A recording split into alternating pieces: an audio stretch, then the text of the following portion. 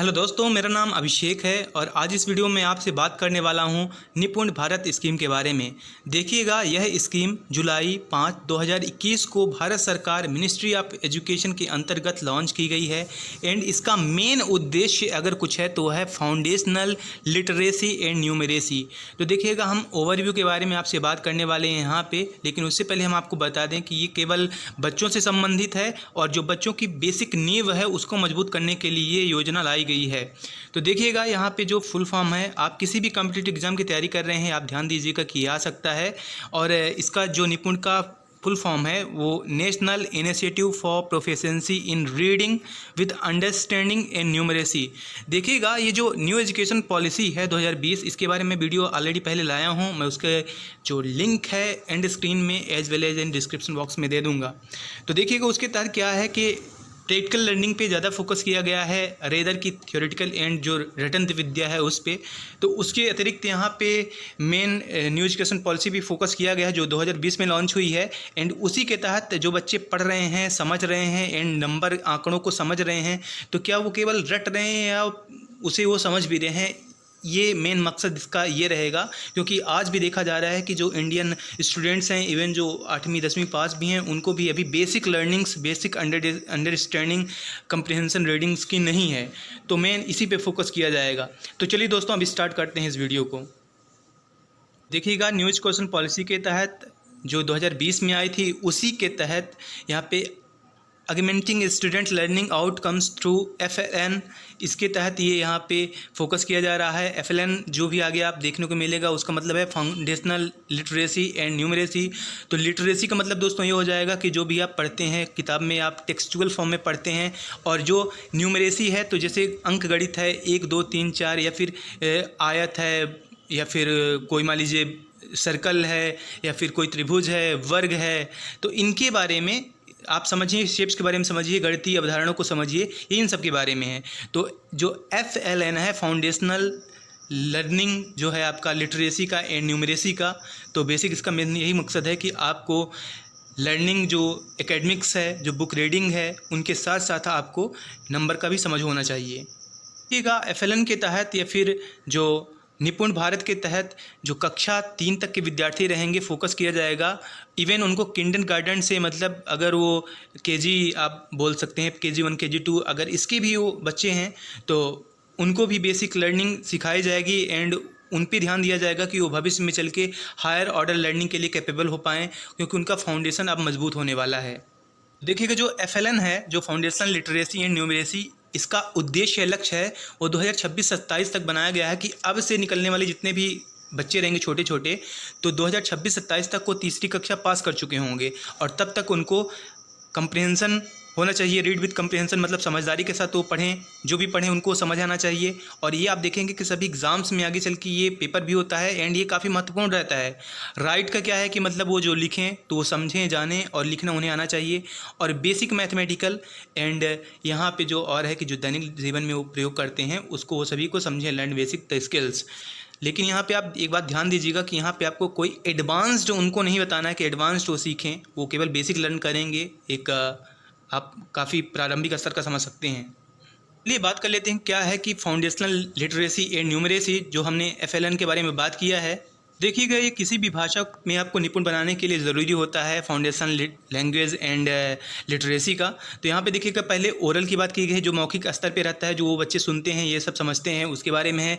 Decoding मतलब उनके सामने कोई प्रॉब्लम हो समझ सकें, वो किताब को अच्छे से चला सकें, मतलब किताब या फिर डिजिटल फॉर्म में अगर कोई भी चीज़ उनके सामने रखी है, लिखा है टेक्सचुअल फॉर्म में, तो वो कम से कम उसे पढ़ सकें। और रीडिंग कंप्रिहेंशन मतलब जो भी पढ़ें तो समझदारी के साथ पढ़ें और लिख भी सकें। देखिएगा, मैं आपको एक अगेन बात यहाँ पे रिपीट करना चाहूँगा कि इनको ये सारी शिक्षा जोर दिया गया है कि वर्नाकुलर लैंग्वेज में, मतलब उनकी मातृभाषा में या फिर जो लोकल लैंग्वेज है उसमें प्रदान की जाए, ताकि वो अच्छे समझ सकें और स्टडी को वो गहनता से लें।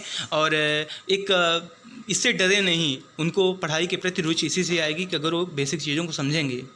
देखिएगा लैंग्वेज एंड लिटरेसी में तो हो गया कि समझदारी का जो भी वो पढ़ते हैं, लेकिन उसके अलावा अगर न्यूमरेसी की बात करें तो यहाँ पे नंबर कॉन्सेप्ट्स को, काउंट्स को, रुपीज़ को गिनने का, ये सारी चीज़ें हैं। यहाँ पे शेप्स को समझें, मेज़रमेंट्स मतलब लंबाई चौड़ी, ये जितनी भी बातें हैं, या फिर कोई भी आयतन रहता है उसमें क्या क्या चीज़ें रहती है, उन सभी के बारे में बेसिक्स ही आप समझ सकते हैं कि उनको एक हिंट मिल जाए कि ऐसी ऐसी चीज़ें होती हैं और समझदारी के साथ।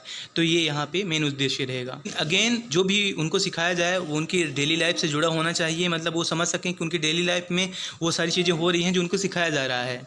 ठीक है, इसकी अगर विज़न की बात करें तो ये सारी चीज़ें जितना भी है निपुण में मैं अभी आपको बता रहा हूँ, ये सारा का सारा पहले क्या था कि 5वीं स्तर का लड़का अगर है क्या वो ये समझ पा रहा है कि नहीं समझ पा रहा है, लेकिन अब साफ साफ बोला गया है कि अब उम्मीद की जा रही है कि तीसरी कक्षा का लड़का जो है वो बेसिक सी चीज़ें पढ़ने में, समझने में और नंबर्स को समझने में निपुण हो जाए, क्योंकि तीसरी कक्षा तक आते आते उस लड़के को कितनी समझदारी होना आवश्यक है। देखिएगा निपुण स्कीम के तहत, निपुण भारत स्कीम के तहत केवल बच्चों पे टीचर्स का हक नहीं रहेगा, बल्कि एक सराउंडिंग जितना भी मान लीजिए गाँव पंचायत लोग या फिर जितने भी लोग उस बच्चे से जुड़ते हैं उन सभी को इसमें ऐड करने की कोशिश की जाएगी एंड एक ऐसा माहौल क्रिएट किया जाएगा कि बच्चे का सर्वांगीण विकास हो। पे देखिएगा जो एकेडमिक अप्रोचेस रहेगा उसमें क्या है कि बच्चे को हर चीज़ समझ में आनी चाहिए।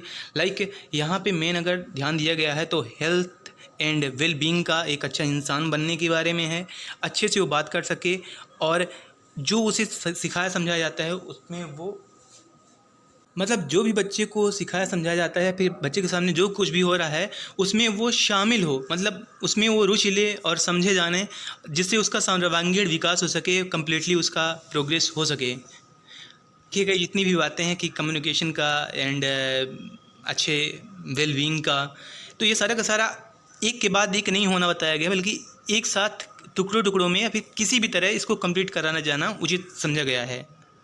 देखिएगा सिंपली जो लक्ष्य है, जो इसका मिशन है वो क्या है, अब आपके सामने यहाँ पे है। देखिएगा बाल वाटिका जो है किंडरगार्टन के लिए होता है, केजी। आप ये समझ लीजिए कि जो किंडरगार्टन आप इंग्लिश में बोलते हैं उसको बाल वाटिका आप जनरली बोलते हैं, जिसे आप केजी 1 केजी 2 ये सब बोलते हैं। ग्रेड 1 2 3 ये कक्षा 3 है, ठीक ना।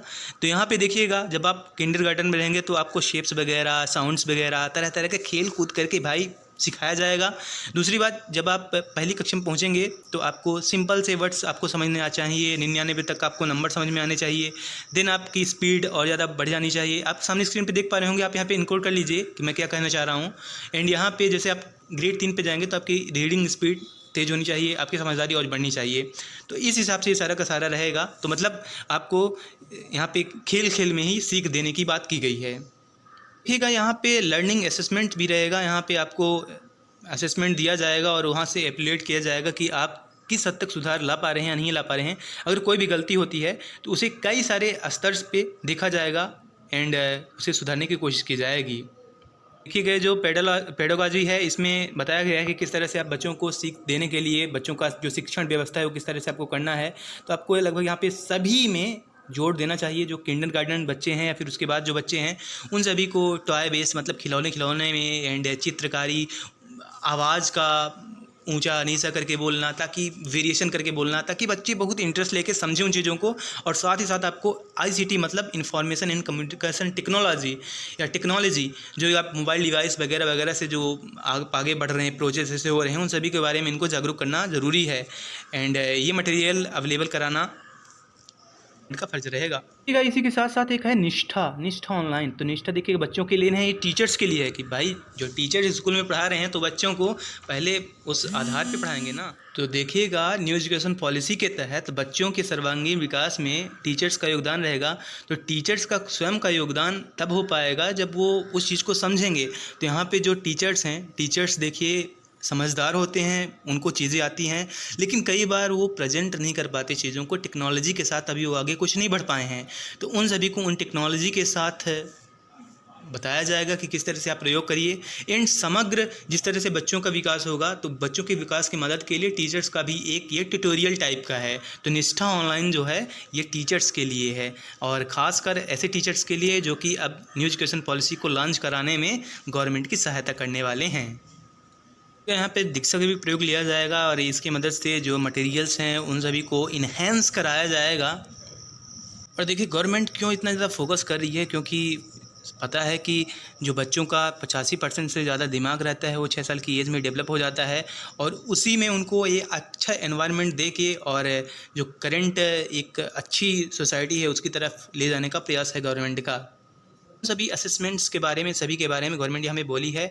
एडमिनिस्ट्रेटिव जो अप्रोचेस हैं, तो देखिएगा जिस तरह से पंचायत और ग्राम सभा ये सभी होता है, मतलब जो सत्ता का विकेंद्रीकरण है, सेम उसी तरह से है कि आपका जो यहाँ पे रूल रहेगा, तो ऊपर तो गवर्नमेंट बैठी रहेगी नेशनल लेवल, उसके बाद स्टेट गवर्नमेंट रहेगी और डिस्ट्रिक्ट लेवल रहेगा।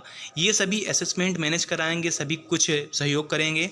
देन ब्लॉक स्तर पे रहेगा, देन उसके बाद स्कूल स्तर पे रहेगा। तो मतलब एक खंड खंड में विभाजित है, और पूरे नेशनल का जो विज़न है, नेशन विज़न है, इंडिया का विज़न है, तभी संभव हो पाएगा जब उसके साथ साथ state government and district level, साथ साथ ब्लॉक पंचायत जितना भी वो सभी इसमें सहयोग करें।